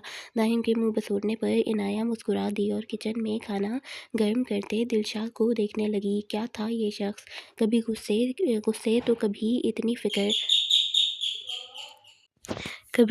फ़िक्र और अकेले में कैसे इनाया के लिए इसके ही सामने आग उगलता था, जबकि बाकी सबके सामने ना इनाया को बेमोल होने देता था, ना ही अनचाही बीवी साबित करता था। वरना एक अनचाही बीवी की लोग कितनी इज़्ज़त करते हैं ये इनाया जानती थी। भाभी, आपको खुश तो रखते हैं भाई? दाहिम ने पूछा तो इनाया मुस्कुराई, जबकि दिलशाद ने वहीं से दाहिम को देख सर झटका। इतना दुखी रखता हूँ कि हमारे घर में जो स्विमिंग पूल है वो तुम्हारी भाभी के आंसुओं से ही तो भरा हुआ है। दिलशाद के तंज पर दाहिम ने सर झटका। दाहिम पूरी दुनिया को परेशान कर सकता था, लेकिन अपने बाप की पहली औलाद के तंज से वो खुद नहीं बच सकता था। जबकि इनाया दाहिम की शक्ल देखती खिलखिलाकर हंसती। दिलशाद दाहिम और इनाया के सामने खाना लगाता दाहिम की बनाई कॉफ़ी को खुद लबों से लगा गया। दाहिम समझ गया था दिलशाद का इशारा इसके कुछ खाए बगैर कॉफ़ी पीने पर था। जिसको समझते दाहिम भी इनाया के साथ खाना शुरू कर गया। अलबत्ता दिलशाद ने हाले की फ़िक्र में अब भी अपनी मॉम को कुछ ना खाता देख ज़रिश बेगम को खिलाते खुद इनके साथ खाना खा लिया था। आयत की आंख खुली तो खुद को डेविल के सीने पर सर रख के डेविल और खुद के वजूद को कंफर्टर में छुपा पाया और खुद को डेविल के दोनों बाजुओं के हिसार में महसूस किया। आयत सर उठाकर डेविल के सीने पर थोड़ी टिकाए डेविल को देखने लगी जो आंखें बंद किए हुए था। आयत को डेविल की रात की बेबाकियां याद करते अपने गाल शर्म से लाल होते महसूस हुए। आयत को खुद नहीं मालूम था कि कब वो खुद डेविल से मोहब्बत करने लगी थी, इतनी के अब इसका गुजारा भी डेविल के बिना मुमकिन नहीं था। तभी तो डेविल की नाराज़गी बर्दाश्त नहीं कर पा रही थी और इस नाराज़गी को ख़त्म करने की कोशिश में सुबह तक डेविल की मनमानियाँ सही थीं। सुबह तक डेविल की मनमानियाँ सही थीं। कौन कह सकता है कि नींद में नज़र आने वाला इतना क्यूट बंदा माफिया वर्ल्ड का डेविल किंग है। आयत बस सोच ही सकी। आयत मजबूती से डेविल के कंधों पर हाथ रखती, अपने गिर्द कंफर्टर संभालती, अपने चेहरे को डेविल के चेहरे के करीब करती, डेविल की पेशानी पर अपने लब रख गई तो डेविल का डिंपल वाज़े हुआ। वो यकीनन नींद से बेदार हुआ था और अपनी बीवी की हरकतें नोट कर रहा था। फिर डेविल झट से आंखें खोलता, एक झटके से आयत को करवट के बल गिराता, इसके दोनों हाथ बेड से पिन करता आयत पर छाया और आयत की हैरान आंखों और अपनी कल रात की जाने वाली मोहब्बत में आयत के लाल होते गालों और फिर आयत की गर्दन पर अपनी शिद्दतों की निशानियों को देखने लगा। डार्लिंग, प्यार करना है तो मेरी खुली आंखों के सामने करो। डेविल आयत के होठों को नरमी से अपने होठों से छू कर पीछे हुआ। मुझे नहीं करना और दूर रहो तुम मुझसे, समझे? मेरी नींद पूरी नहीं हुई है, मुझे सोना है। आयत डेविल की बात पर गड़बड़ाती फिर डेविल को घूरती हुई बोली तो डेविल का कहकहा गूंजा। नींद क्यों पूरी नहीं हुई तुम्हारी? डेविल निचला होंठ दांतों में दबाए आयत की घूरी पर कहकहा जब्त करता बोला और आयत तो इसके मासूमाना सवाल पर अश अश कर उठी। जैसे तुम्हें तो पता ही नहीं ठरकी इंसान, आयत डेविल को घूरती हुई बोली। ठरकी? सीरियसली? डेविल आईब्रो रेज करते आयत के फूले गालों को देखते हुए बोला। इसे ठरक नहीं मोहब्बत कहते हैं जाने जाना। डेविल अपनी बियर्ड आयत के गालों पर रब करते हुए बोला तो आयत के दिल ने एक बीट मिस की। जैन, सुबह हो गई है, मुझे शावर लेना है। डेविल आयत के गालों से होता आयत की गर्दन में मुँह छुपाने लगा। आयत को डेविल की बियर्ड से अपनी गर्दन और गर्दन से कुछ फासले पर चुभन से अपने गले में कांटे चुभते महसूस हुए। डेविल को दोबारा रात वाली टोन में ज़्यादा देख आयत जल्दी से बोली, साथ ले लेंगे शावर जैन की जान, और रात हो या सुबह फ़िक्र नहीं करो, मोहब्बत में कोई कमी नहीं आने दूंगा। डेविल सर उठाए खुमार आलूदा निगाहों से बोला, जैन मैं तुम्हारी जान ले लूँगी। आयत फूली सांसों के बीच में बोली, डार्लिंग जान तो नहीं दूंगा लेकिन प्रॉमिस जान निछावर करने वाला बेटा ज़रूर दूंगा।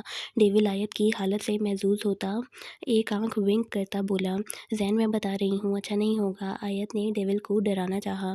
डार्लिंग अच्छे का तो नहीं पता, अलबत्ता मेरी तरह हैंडसम ज़रूर होगा। डेविल आयत की गुस्से और शर्म से सुर्ख होती नाक को लबों से छू कर बोला और फिर आयत की शहरत के मकाम पर अपने लब रख गया। आयत अब क्या कर सकती थी? डेविल अपनी मनमानियों में इसकी एक भी नहीं सुनने वाला था। आयत खुद को डेविल के रहमो करम पर छोड़ती आंखें दोबारा मूंद गई थी। हाले को सुबह होश आया तो खुद को अपने रूम में देखती पहले बेयकीनी से और फिर अपने बराबर में सोई ज़रिश बेगम को देख इसे कन्फर्म हुआ वो वाकई अपने घर अपने रूम में है। ज़रिश बेगम भी आहट पर आंखें खोले हाले को देखती फ़ौरन सीधी होती, मोहब्बत से हाले के सर पर हाथ फेरती, इसे गले लगा गई। हाले भी ज़रिश बेगम के गले लगती अपनी आंखें नम कर गई। मोमानी में बहुत डर गई थी, वहाँ बहुत अंधेरा था। हाले से सिसकी लेती बोली तो ज़रिश बेगम का कलेजा मुँह को आया। इन्होंने और वहाब साहब ने तो दिलशाद और दाहिम से ज़्यादा हाले को चाहा था, कभी हाले को कोई तकलीफ़ नहीं होने दी। ज़रिश बेगम हाले से अलग होती, इसके आंसू साफ़ करती हाले की पेशानी पर बोसा दे गईं। मेरा बच्चा, अब आप अपने घर पर हैं, अब हम आपको कभी अकेला नहीं छोड़ेंगे। ज़रिश बेगम बोली तो हाले ने मोहब्बत से अपनी माँ जैसी मोहब्बत करने वाली मोमानी को देखा। चलो तैयार हो जाओ, फिर बाहर आओ, मैं अपनी बेटी के लिए इसकी पसंद का नाश्ता खुद अपने हाथों से बनाती हूँ। ज़रिश बेगम के बोलने पर हाले सर अस्बात में हिलाती फ्रेश होने चली गई तो ज़रिश बेगम भी बाहर की तरफ कदम बढ़ा गईं। अब कैसा है मेरा बच्चा? वहाब साहब डाइनिंग टेबल पर हाले को बैठता देख बोले तो हाले मुस्कुराई तो इनाया हाले की प्लेट सीधी करती इसे सर्व करने लगी। मैं ठीक हूँ मामू जान, हाले बोली तो दिलशाद, वहाब साहब और दाहिम ज़रिश बेगम सभी मुस्कुराती आंखों से इसे देखने लगे। हालिए फ़िक्र नहीं करना, वो लोग अब कभी तुम्हें नुकसान नहीं पहुँचाएंगे और मैं शर्मिंदा हूँ तुमसे, मेरी वजह से तुम्हें इस सिचुएशन का सामना करना पड़ा। दिलशाद हाले को देखता, फिर इनाया को देखते हुए बोला, जो दिलशाद का इशारा डेविल की तरफ समझती सर झुका गई। नहीं भाई, आप क्यों शर्मिंदा हैं और आपकी वजह से कैसे? हाले हैरानी से दिलशाद को देखते पूछने लगी। हाले बहुत कम लेकिन दिलशाद को कभी-कभी भाई बोलती थी। ये आदत इसकी बचपन की थी। हाँ, मेरे दुश्मन थे वो जिन्होंने तुम्हारी और नमल की किडनैपिंग की थी। दिलशाद बोला तो इनाया को अपने ज़ैन भाई के लिए दिलशाद के मुँह से दुश्मन लफ्ज़ सुनते तकलीफ़ हुई और दिलशाद को नज़रें उठाए देखने लगी, जो हाले की तरफ मुतवज्जा था और फिर दिलशाद इनाया की तरफ रुख करता। इनाया और दिलशाद की नज़रें टकराईं। दिलशाद को इनाया की आँखों में नमी महसूस हुई। नमल कैसी है? हाले सारे मामले में नमल को तो भूल गई थी, तो फ़ौरन पूछ बैठी, ठीक है बेटा। ज़रिश बेगम मुस्कुराती हाले से बोली तो सब नाश्ता करने लगे। डैड, मुझे आपसे एक बात करनी थी, दिलशाद ने बोला तो वहाब साहब मुतवज्जा हुए। स्टडी में आ जाना। वहाब साहब बोले तो दिलशाद दाहिम को घूरता, जो कि बड़े मज़े से लेकिन लापरवाह बना बात सुनने को बेकरार था। डैड, मुझे सबके सामने आपसे बात करनी है। दिलशाद के बोलने पर दाहिम सर झटकता मुस्कुराया। पता जो था क्या बात करनी थी, इसके बाप की पहली औलाद ने, लेकिन दिलशाद के बोलने पर सब मुतवज्जा हुए। नाश्ता सब लगभग कर ही चुके थे। डैड, मैं चाहता हूँ हाले की शादी सलमान से ना हो, बल्कि हम हाले की शादी बाहर लोगों में ही ना करें। दिलशाद के बोलने पर हाले, वहाब साहब और ज़रिश बेगम इसे नासमझी से देखने लगे, जबकि दाहिम और इनाया पुरसुकून से थे।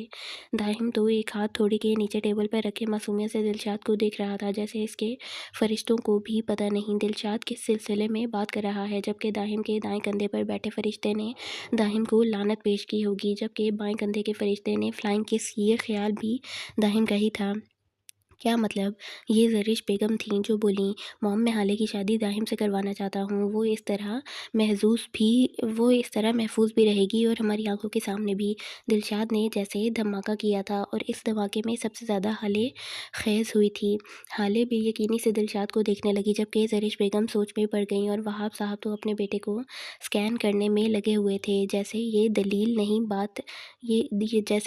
नहीं बात कुछ और है। वो अपने बेटे की रग रग से वाकिफ़ थे और बात दिलशाद के चाहने की थी, तो इसने सलमान और हाले के रिश्ते के वक्त ये बात क्यों नहीं की? दिलशाद अपने बाप की नज़रें समझता गड़बड़ाया। एक वही हस्ती थी जिनके सामने दिलशाद गड़बड़ाता था, जो इसकी रग रग से वाकिफ़ थे। वो कई बातों पर खामोश रहते थे, जैसे हाले की किडनैपिंग वाली बात पर कि ये दिलशाद के बिजनेस राइवल ने किया है, लेकिन सकून था इन्हें कि इनके बेटे के होते हुए कोई इनकी फैमिली को नुकसान नहीं पहुंचा सकता था, और इन्हें यकीन और मान था इनका बेटा कभी कोई गलत कदम और फैसला नहीं करेगा। ये मान और यकीन भी दिलशाद ने कमाया था, वो दिलशाद का हक था। लेकिन यहाँ बात हाले की थी, जिसे वो दिलशाद और दाहिम से बढ़कर चाहते थे, और दाहिम हाले की तो आपस में बनती भी तो नहीं थी। इसीलिए तो दाहिम ने बंदूक दिलशाद के कंधे पर रख कर चलाई थी। इसे खबर जो थी, अगर इसने ये अपने मुंह से बात निकाली तो घर वाले यही कहेंगे और इसे मशकूक नज़रों से जो देखेंगे। और ये ख्याल तुम्हें पहले क्यों नहीं आया? वहाब साहब बोले तो दिलशाद नज़रें झुकाए दाहिम को कम से कम 200 सलावतों से नवाज चुका था। इस गधे की वजह से इसे सबका सामना करना पड़ रहा था। डैड, हाले पहले किडनैप होती तो पहले ही सोच लेता। दिलशाद बोला तो इसके जवाब पर हाले को शौक लगा, तो दाहिम और इनाया को हंसी आई, जिसे वो दोनों दिलशाद की घूरती आंखों से बचने के लिए सर झुका कर छुपा गए। वहाब, दिलशाद सही कह रहा है, मेरा भी दिल नहीं हाले को दूर भेजने का, और अब तो बिल्कुल नहीं। ज़रिश बेगम बोली तो दिलशाद ने शुक्र का कलमा पढ़ा, लेकिन ज़रिश सलमान की फैमिली को क्या जवाब देंगे? वो लोग तो आज आने वाले हैं। सादगी से मंगनी के बारे में कल रात भी मुझसे पूछ चुके हैं, मैंने ही मना कर दिया। वहाब साहब बोले तो दिलशाद ने इन्हें देखा। डैड, मैं एक्सक्यूज़ कर लूँगा और हाले के तहफ़्फ़ुज़ का रीज़न दूँगा। सलमान की फैमिली हमारी बात समझ जाएगी। दिलशाद बोला तो वहाब साहब ने इसे सिर्फ खामोश नज़रों से देखा। दिलशाद, वहाब खानज़ादा, तुम एक्सक्यूज़ करोगे? वहाब साहब आईब्रो रेस करते हुए कन्फर्म करने वाले अंदाज में पूछा, तो दिलशाद रुख बदला। जी डैड, दिलशाद ने कहा। एक्सक्यूज़ का लफ्ज़ पढ़ा था तुमने स्कूल में? स्पेलिंग आती हैं? वहाब साहब बोले तो जूस पीती इनाया को अच्छू लगा, जबकि दाहिम और हाले दिलशाद के सुर्ख चेहरे को देखते हम अपनी पोजीशन में थे, जबकि ज़रिश बेगम अपने बेटे की अपने शौहर से इस कदर मज़ाहिया बेइज्जती पर पहलू बदल कर मुस्कुरा दी। यकीनन दिलशाद वहाब खानज़ादा ने तंज में भिगो कर मारने की आदत अपने बाप से ली थी। तुम दोनों मेरे रूम में आओ कुछ देर में। वहाब साहब दिलशाद और दाहिम को देखते हुए बोले और अपने रूम की तरफ कदम बढ़ा गए। इनके जाने के बाद हाले भी अपने रूम की तरफ बढ़ गई, जबकि दिलशाद खुनख्वार नज़रों से इनाया की हंसी से सब चेहरे को देखता उठा। मॉम, आपको दादी बनने की कोई जल्दी नहीं? मॉम, आपको दादी बनने की कोई जल्दी नहीं? दिलशाद के बोलने पर इनाया गड़बड़ाई, जबकि ज़रिश बेगम मोहब्बत से अपने बेटे और बहू को देखने लगीं। है तो पता नहीं कब दोगे ये खुशखबरी तुम लोग? ज़रिश बेगम बोली तो दिलशाद मुस्कुराता इनाया को देखने लगा। मॉम, मैं तो तैयार बैठा हूँ, आपकी बहू ही लेट कर रही है। और रात? दिलशाद कुछ कहता कि इनाया शर्म से लाल होती फ़ौरन उठी। मॉम, मैं आती हूँ। इनाया ये कहते वहाँ से ऐसे गायब हुई जैसे गधे के सर से सींग। तो दाहिम का कहकहा गूंजा। वाकई इसकी भाभी बहुत मासूम थी। जबकि ज़रिश बेगम ने दाहिम को घूरा, जो कंधे उचका गया। दिलशाद भी सर झटकता ज़रिश बेगम के बालों में बोसा देता, दाहिम को वहाब साहब के कमरे में चलने का इशारा देता आगे कदम बढ़ा गया। वहाब साहब काउच पर पाँव डाले बैठे थे, जबकि दिलशाद इनके बाएं साइड सोफे पर और दाहिम बेड के आखिरी सिरे पर, दोनों पैर ऊपर किए। वहाब साहब अपने बेटों को खामोश नज़रों से घूर रहे थे, फिर आगे होते बोले, असल बात बताओ। वहाब साहब के बोलने पर दिलशाद ने इन्हें देखा तो दाहिम दिलशाद को देखने लगा। कौन सी बात? दिलशाद मासूम बना पूछ बैठा। हाले की शादी इस गधे से करवाने वाली बात। वहाब साहब दांत कचकचा कर बोले तो दाहिम अपने लिए गधा लफ्ज़ सुनता मुंह बसोर गया। डैड, मैं हसीन, हैंडसम और आपकी आखिरी औलाद हूँ। दाहिम वहाब साहब को याद करवाते हुए बोला तो दिलशाद को हंसी आई, पर जब्त कर गया। पता है तुम गधे मेरी ही औलाद हो। जब हाले को पसंद करते थे तो पहले बोल नहीं सकते थे। वहाब साहब बोले, अब मैं अपने दोस्त, तुम्हारी माँ अपनी दोस्त के सामने शर्मिंदा होंगे, अच्छा लगेगा तुम्हें? वहाब साहब फिर बोले तो दाहिम ने अपना कहकहा ज़ब्त किया। वो वाहिद बेटा था जिसे अपना बाप गुस्से में डांटते हुए क्यूट लगता था और माँ गुस्से में परियों की मलका। वहाब साहब का ऐसा रूप इसे बहुत कम देखने को मिलता था। डैड, आप इसे छोड़िए, मैंने कहा ना, मैं सब देख लूँगा, आप टेंशन ना लें। दिलशाद बोला तो वहाब साहब की तोपों का रुख दिलशाद की ने अपनी तरफ खुद मोड़ा। और तुम इससे बड़े गधे, जो हाले की शादी इससे करवाना चाहते हो, घर की मुलाजमाओं के साथ तो डेट मारता है ये। वहाब साहब पहले दिलशाद फिर दाहिम को घूरते हुए काशान साहब की बात याद करते बोले, जो बता रहे थे इनकी मुलाजमा ने इस गधे की शिकायत की थी, रशीदा और इसके मंगेतर के दरमियान फूट जो डलवाई थी दाहिम ने। लेकिन दाहिम का मानना था वो फूट नहीं बल्कि रशीदा के मंगेतर का इसके लिए यकीनन टेस्ट था। डॉक्टर जो था टेस्ट तो करेगा ही ना। जबकि दिलशाद अपने लिए भी गधा लफ्ज़ सुनता बुरा मान गया, जबकि दाहिम तो को रशीदा के और इसके मंगेतर दोनों का स्टॉल पर खड़े होकर चना चाट खाना और इन्हें तंग करना याद आया। Dad, that wasn't a serious relationship. दाहिम के बोलने पर वहाब साहब ने अपना जूता निकालते दाहिम को खींच कर मारा, जिसे दाहिम अम, मार कैच करता चूम गया था। वहाँ वहाब साहब खूनख्वार नज़रों से दाहिम को घूरने लगे। डैड, मैं खानज़ादा एम्पायर का सीईओ हूँ और आपकी पहली औलाद। आप मुझे तो गधा ना कहें। इस अपनी आखिरी औलाद को कहना है तो मैं भी आपका साथ दूंगा। दिलशाद को तो अपने लिए गधा लफ्ज़ सुनता हवस मुंह बनाए बोला तो वहाब साहब को अपने दोनों बेटों को देख हैरत का झटका लगा कि वो क्या बात कर रहे थे और ये दोनों अपनी हाँके जा रहे हैं और लोगों के भाई होते हैं, भाई कहकर फ़ख्र से मुखातिब करते हैं एक दूसरे को। और एक वो दो भाई थे जो एक दूसरे को भाई नहीं बल्कि अपने बाप की पहली और आखिरी औलाद कहकर मुखातिब करते थे। वहाब साहब बस सोचते सर झटक गए।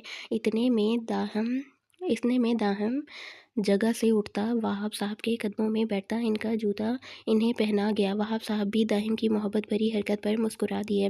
डैड, मुझे नहीं पता मैं कब हाले से मोहब्बत करने लगा, शायद जब मुझे मोहब्बत का भी नहीं पता था। मैं बस इसकी रजामंदी मालूम करना चाहता था, शायद इसीलिए इतनी देर लगा दी। लेकिन डैड, वो सलमान को भी पसंद नहीं करती। डैड, मैं हाले को बहुत खुश रखूँगा और मेरे किसी के भी साथ ऐसा रिलेशनशिप नहीं है।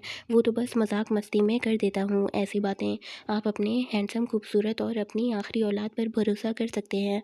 दाहिम वहाब साहब की आंखों में यकीन से बोलता, आखिरी जुमले पर दिलशाद को जताती नज़रों से देखते, जिससे दिलशाद को कोई फ़र्क नहीं पड़ा। फिर वहाब साहब को देखते हुए बोला तो वहाब साहब दिल खोल कर मुस्कुराए और दाहिम के बाल ख़राब कर गए। मुझे पता है बेटा, लेकिन हाले के लिए सलमान को चुनने की वजह इसका किसी भी कबल एतराज़ बुराई से पाक होना था। वो बेशक तुम्हारी मौजूदगी में हाले के लिए लायक नहीं। मुझे पता है मेरा बेटा कैसा है और कैसा और क्या है, और तुमसे बढ़कर कोई हाले की हिफाज़त नहीं कर सकता, लेकिन हाले और तुम्हारी एक नहीं बनती, और मैं इसे तकलीफ़ में नहीं देख सकता। वो मेरी बहन की निशानी है, मुझे रोज़े आखिरत अपनी बहन को अपनी सरपरस्ती में हाले के आंसुओं का जवाब भी देना होगा। वहाब साहब बोले तो इनकी आंखें अपनी बहन के जिक्र पर नम हुईं। दिलशाद अपने बाप और भाई को मुस्कुराती आंखों से देख रहा था। डैड, आई प्रॉमिस, मैं हाले को खुश रखूंगा। दाहिम के बोलने पर वहाब साहब ने बेटे के सर पर प्यार किया। आई बिलीव यू माई सन। वहाब साहब बोले तो दिलशाद मुस्कुराता खड़ा होता, दाहिम के बिखरे बालों को दोबारा ख़राब करता बोला और वॉच देखता वहाब साहब और दाहिम को बाय करता बाहर निकल गया, जो मुस्कुराते इसे देख रहे थे। तुम्हारी तबीयत ठीक है अब? दिलशाद कमरे में आता इनाया को कबर्ड सेट करता देख बोला तो इनाया इसे देखने लगी।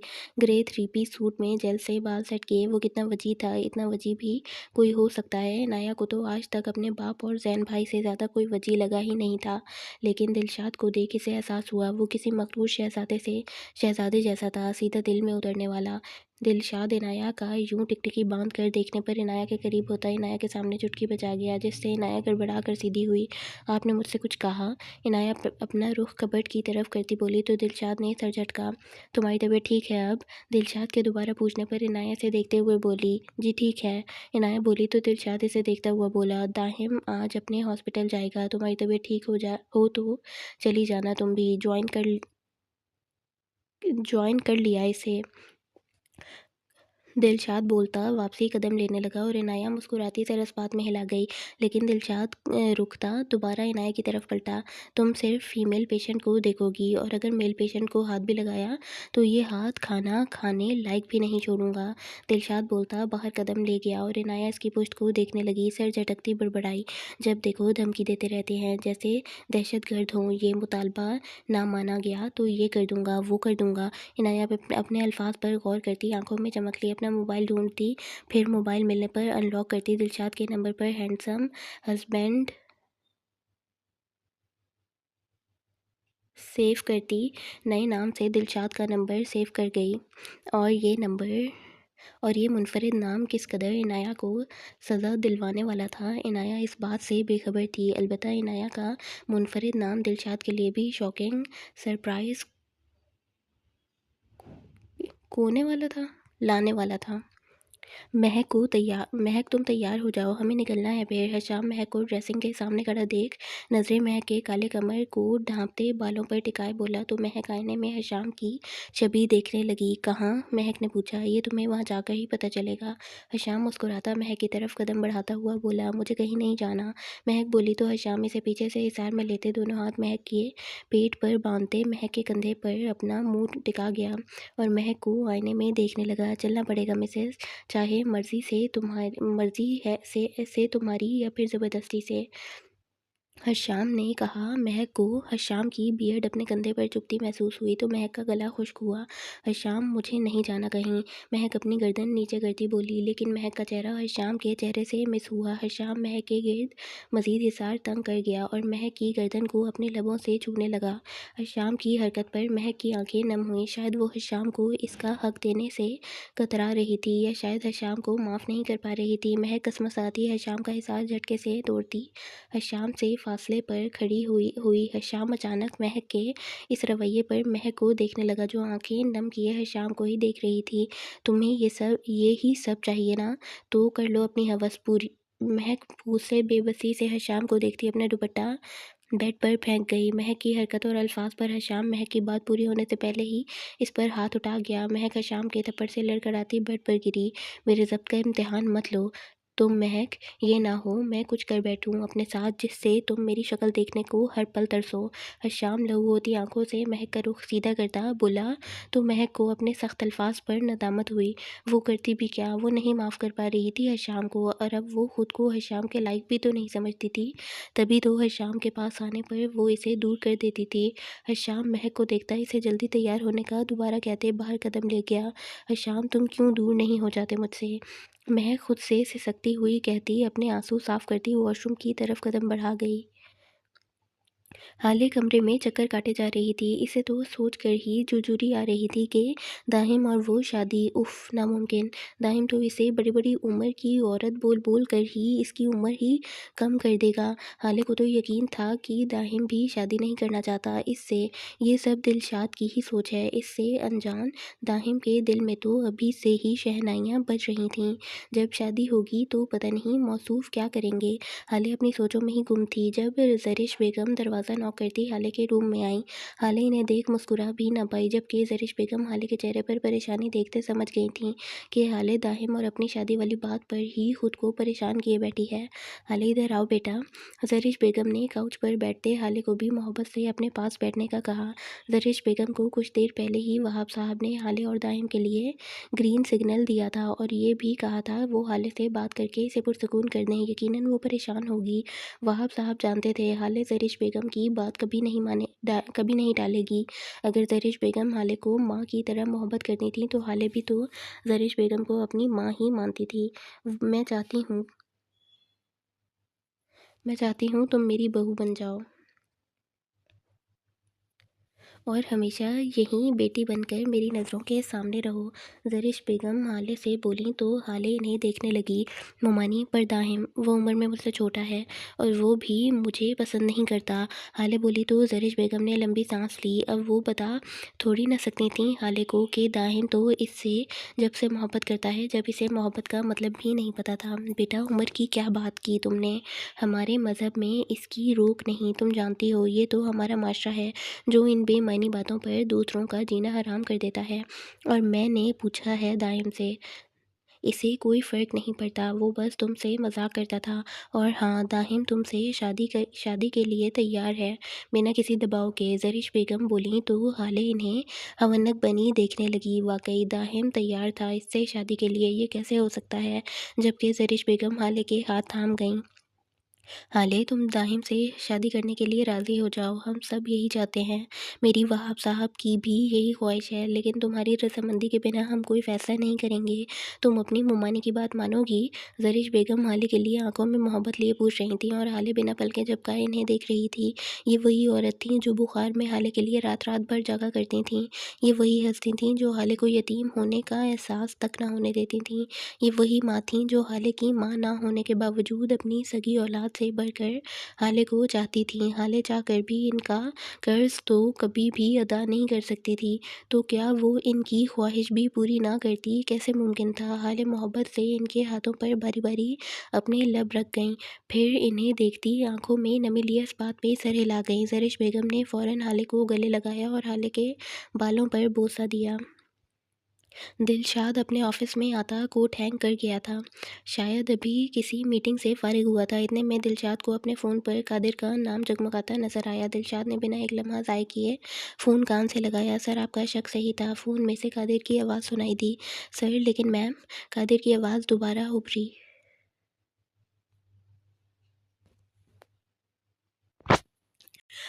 कादिर तुम्हें दिलकश मिली वहाँ? दिलशाद कादिर की बात पूरी सुने बगैर खुद बोला। दिलशाद की आवाज़ में ज़माने भर का कर्ब था।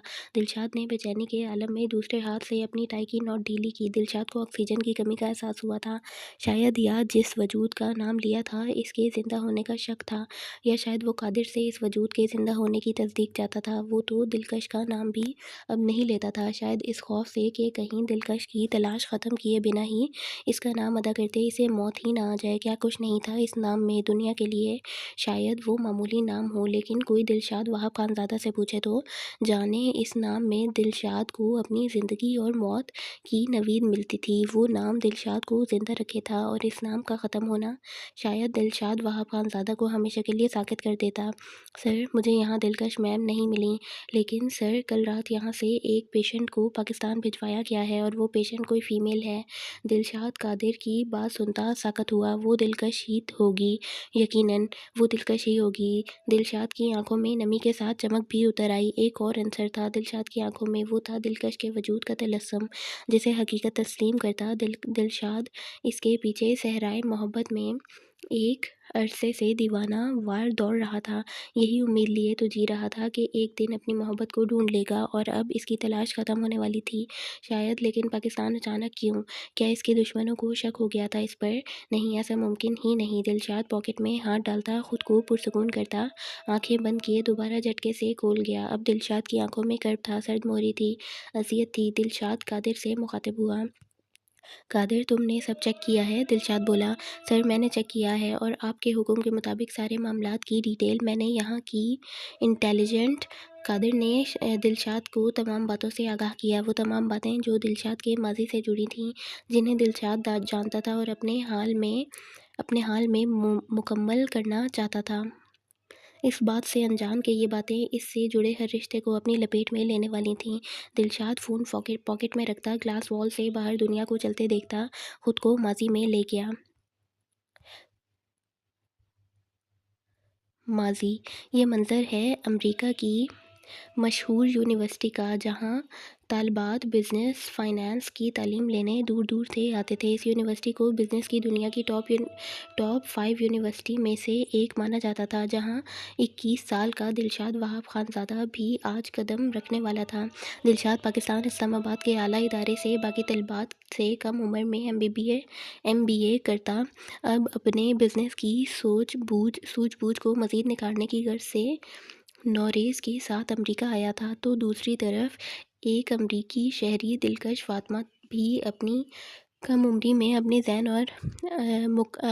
और काबिल स्टूडेंट होने की बिना पर आज इस यूनिवर्सिटी का हिस्सा बनने वाली थी। दिलशाद यूनिवर्सिटी में अपनी हैवी बाइक पर बराजमान एंट्री मार चुका था।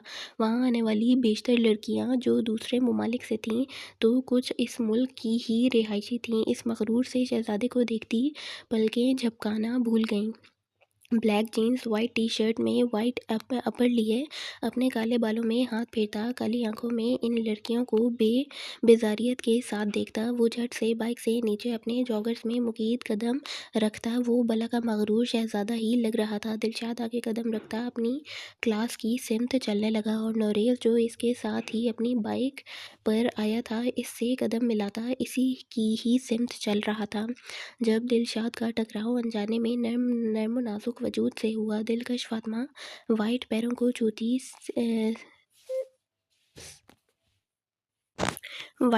को छूती स्कर्ट पर पीच कलर की शर्ट पहने, गले में पीच कलर का मफलर डाले, काले बालों को पुश्त पर खुला छोड़े, क्रिस्टल ग्रे आंखों में गुस्से का अंसर लिए, सफ़ेद और गुलाबी रंगत में वो दिलशाद को एक आम लड़की से बेतहाशा खूबसूरत लगी। दिलशाद टिकटिकी बांधकर इसे देखने में मशगूल था, जो अपना दाएं कंधा मसल रही थी। दिलशाद जैसे फौलादी इंसान से टकराने के बाद, जबकि नौरेज़ दिलशाद को इस अनजान लड़की को देखता पाकर हैरान होता इसे ही देख रहा था। इसके दोस्त ने तो आज तक किसी भी लड़की को नज़र उठाकर नहीं देखा था और इस लड़की को यूं टिकटिकी बांध कर देख रहा था जैसे पहली दफ़ा दुनिया में उतरी हो, इस मखलूक को देखा हो। सॉरी, दिलकश की आवाज़ पर दिलशाद होश की दुनिया में आता गड़बड़ाता अपना रुख फेर गया। गलती तो दिलकश की थी, जो अंधाधुंध अपनी क्लास की तरफ बढ़ रही थी और वो ये जानती थी, इसलिए जल्दी से सॉरी बोलती, मुंह में बड़बड़ाई, पता नहीं आंखें हैं या बटन, इन अमीर बाप की बिगड़ी औलाद के उल्लू का पट्टा कहीं का। मैं ना भी देख रही थी, खुद नहीं देख कर चल सकता था, जिसको दिलशाद और नौरेज़ ने बखूबी सुना और समझ भी लिया था। दिलकश समझी थी वो अमरीकी होंगे जो इसकी उर्दू को समझ नहीं पाएंगे, लेकिन दिलशाद और नौरेज़ तो पहले इसे फिर एक दूसरे को देखने लगे। आपको नहीं लगता उर्दू कुछ ज़्यादा अच्छी बोलती हैं आप? दिलशाद की उर्दू में की गई बात पर दिलकश मुंह खोले पहले दिलशाद और फिर नौरेज़ को देखने लगी, जो फिर शर्मिंदा सी होती मुस्कुराती दिलशाद से माजरत कर गई, सॉरी, मुझे लगा आपको उर्दू नहीं आती और बस मैं परेशानी में बोल गई। दिलकश शर्मिंदा होती बोली तो दिलशाद इसकी आंखों में देखने लगा। इट्स ऑल राइट, दिलशाद बोला तो नौरेज़ इसके शाने पर हाथ रखता आगे चलने का इशारा कर गया, जिसे दिलशाद ने नागवारी से देखते नौरेज़ को चुप रहने का इशारा किया, तो नौरेज़ वहीं कुछ फासले पर दीवार से टेक लगाए सीने पर हाथ फोल्ड करता दिलशाद और इस लड़की को देखने लगा। दिलकश ना समझी से ये मंजर देखती जाने के लिए पलटी के दिलशाद की आवाज़ पर रुकी, आपकी आंखें बहुत हसीन हैं और इनका कलर बिल्कुल खूबसूरत झील जैसा है। दिलशाद ने खुद को कहते सुना, लेकिन दिलकश के चेहरे पर पहले कुछ देर वाली शर्मिंदगी गायब होती गुस्से का रूप ले गई और वो दिलशाद को घूरने लगी। आप मिस्टर जो भी हैं, ज़्यादा फ्री ना हो मेरे साथ, दिलकश नागवारी से बोली तो दिलशाद मुस्कुराया। दिलकश दिलशाद की मुस्कुराहट देखती इससे नज़रें हटाना भूल गई। वो वाकई मुस्कुराते हुए अपनी वजाहत में चार चांद लगा देता था, लेकिन जल्दी खुद को कंपोज करती पलट गई। दिलशाद इसकी पीठ को देखने लगा। जब नौरेज़ इसके करीब आता दिलशाद की गर्दन में हाथ डाल गया। करवा ली इज़्ज़त, अब चलें, नौरेज़ क्या कहा लगाता बोला तो दिलशाद मुस्कुराया। चलो, दिलशाद बोला तो नौरेज़ सीधा हुआ। फिर दिलशाद और नौरेज़ क्लास की सिमत बढ़ गए। क्लास में आते फिर दिलशाद की नज़रें दिलकश पर गईं। वो यकीनन इसकी क्लास की ही स्टूडेंट थी। जबकि दिलकश दिलशाद को देखती अपना रुख फेर गई और अपनी एक क्लास फेलो से खुद का तारुफ करवाने लगी। दिलशाद दिलकश की हरकत नोट करता मुस्कुराया और नौरेज़ के साथ अपनी सीट संभाल गया। प्रोफेसर के आते सबने अपना तारुफ करवाया, जिसकी बदौलत दिलशाद को दिलकश का नाम पता चला। दिलकश फातिमा। दिलशाद दिलकश का नाम लेता मुस्कुराया। दिलशाद को दिलकश का नाम इसकी आंखों की खूबसूरती पर जचता महसूस हुआ। जबकि दिलशाद के तारुफ करवाने की बारी आने पर प्रोफेसर ने खुद दिलशाद का तारुफ करवाते क्लास में दिलशाद के ज़हीन और काबिल होने की दिल खोल कर तारीफ़ की, जिसे सुनते दिलकश बेयकीनी से दिलशाद को देखने और सोचने लगी, मुझे तो किसी अमीर बाप की बिगड़ी औलाद लगा था, ये फुल्ली स्कॉलरशिप पर है।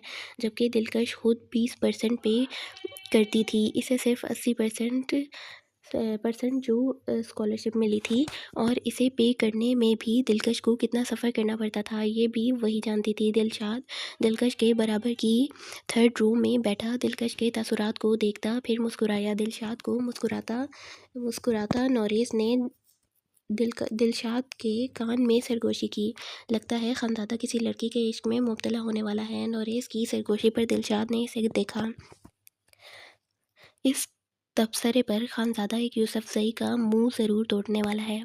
दिलशाद के जल कर बोलने पर नौरेज़ ने अपना क्या कहा जब्त करते क्लास की दूसरी तरफ नज़रें घुमाईं। क्लास ख़त्म होते सब बाहर यूनिवर्सिटी के गार्डन नुमा सिटिंग एरिया की तरफ कदम बढ़ा गए। जब वहाँ के सीनियर ने दिलकश का रास्ता रोकते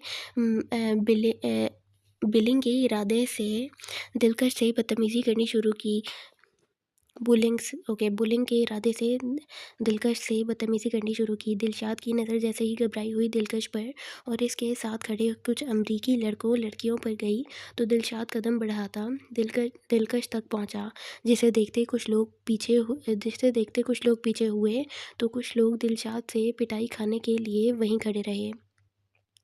दिलकश थूक निकलती साइड से निकलने की कोशिश करने लगी जब एक लड़के ने दिलकश का हाथ पकड़ना चाहा, जिस पर दिलशाद ने इस लड़के का हाथ रोकते ही दूसरे हाथ सही से पंच रसीद किए, जिस पर बाकी लोग भी दिलशाद से खौफ खाते पीछे हुए। नौरेज़ दिलशाद को इस लड़के से मुश्किल से अलग करता दूर कर गया तो दिलकश घबराती दिलशाद को देखने लगी और कुछ कहे बगैर वहाँ से चली गई।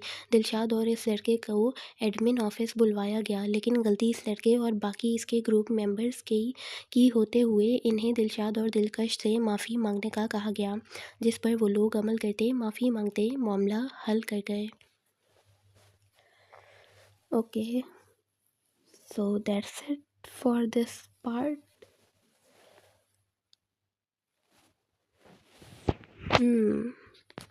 तो अभी हमारा चल रहा है माजी। फाइनली पता लगेगा कि दिलशाद को क्या दौरे पड़ते हैं। तो लेट्स सी नेक्स्ट पार्ट में क्या होता है। मिलते हैं नेक्स्ट पार्ट में, तब तक के लिए दुआ में याद रखें, खुशियाँ बांटें। अल्लाह हाफ़िज़।